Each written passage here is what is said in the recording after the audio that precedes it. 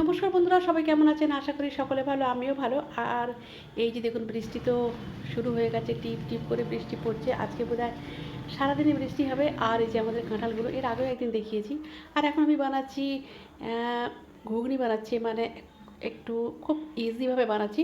এখানে আমি শুকনো লঙ্কা আর ধনে জিরে আর গোলমরিচ রোস্ট করে গুঁড়ো করে নিয়েছি। টমেটো পেঁয়াজ দিলাম, একটু আদা রসুন বাটা দিলাম। ঠিক আছে, তারপর সেদ্ধ করে গেছিলাম নুন আর হলুদ দিয়ে মটর, সেটা দিয়ে দিলাম। তারপর ওটা নাড়াচাড়া করে নিলাম। তারপর ওই বানিয়ে রাখা মশলাটা দিলাম, দিয়ে নাড়াচাড়া করে নিলাম। ব্যাস হয়ে গেছে। এবার আমি পরিবেশন করছি। দিয়ে দিলাম, আর এর মধ্যে আবারও ওই পেঁয়াজ কুচি, টমেটো কুচি আর ওই বানিয়ে রাখা মশলা, আর সবশেষে দিয়ে দেবো ঝুরি ভাজা। ব্যাস হয়ে যাবে, ইজি রাগরা। ঠিক আছে, তো হয়ে গেল। এটা আমি হাজব্যান্ডকে দিচ্ছি খেতে। আজকে তো ব্রেড না, ওই মুড়ি দিয়ে খেতে বলেছি। তারপর আমি করছি ডিমের কারি দুপুরের জন্য। হাঁস ডিম করছি, ডিমগুলো ছোটো ছোটো, সেই কারণে চারটেই করছি। ছেলেকেও আজকে ডিম দিয়েছি।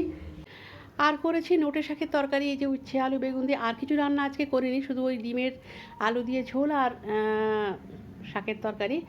আর খেতে বসে গেছি, পুজো টুজো সব হয়ে গেছে। হাজব্যান্ডও খাচ্ছে। আজকে বোধহয় ও রান্না খাওয়া দাওয়া পছন্দ হবে না, কারণ এই দুটো পদ দিয়ে ও খেতে পারে না। তো আজকের ব্লগটা এই পর্যন্তই।